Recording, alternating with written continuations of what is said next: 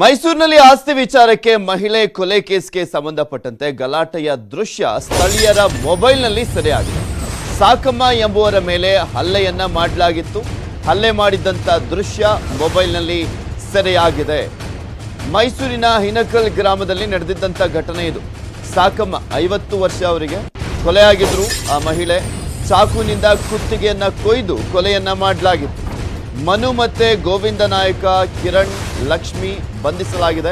ಈ ಒಂದು ಪ್ರಕರಣಕ್ಕೆ ಸಂಬಂಧಪಟ್ಟಂತೆ ಮತ್ತೊಬ್ಬ ಆರೋಪಿ ಮನೋಜ್ ಪರಾರಿಯಾಗಿದ್ದಾರೆ.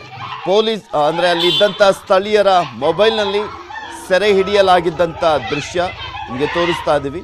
ಇವಳು ಮಹಿಳೆಯ ಮೇಲೆ ಹಲ್ಲೆಯನ್ನ ಮಾಡಿ ಕೊಲೆಯನ್ನ ಮಾಡಲಾಗಿತ್ತು. ಚಾಕುವಿನಿಂದ ಕತ್ತನ್ನ ಕೊಯ್ಯಲಾಗಿತ್ತು.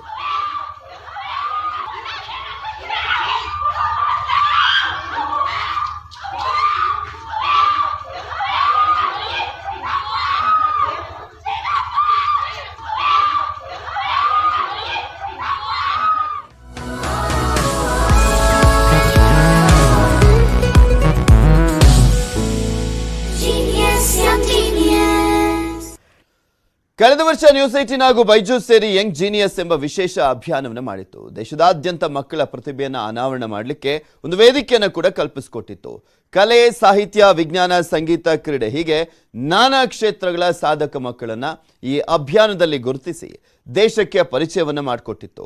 ಇದೀಗ ಶೀಘ್ರದಲ್ಲೇ ಯಂಗ್ ಜೀನಿಯಸ್ ಸೀಸನ್ 2 ನಿಮ್ಮ ಮುಂದೆ ಬರ್ತಾ ಇದ್ದು, ನಿಮ್ಮ ಮಕ್ಕಳಲ್ಲಿ ಕೂಡ ವಿಶೇಷ ಪ್ರತಿಭೆಯನ್ನು ಹೊಂದಿದ್ರೆ ಈಗಲೇ news18.com/younggenius ಅಥವಾ ಬೈಜೂಸ್ ಆ್ಯಪ್ ಅನ್ನು ಡೌನ್ಲೋಡ್ ಮಾಡಿ ರಿಜಿಸ್ಟರ್ ಮಾಡಿಸಿ.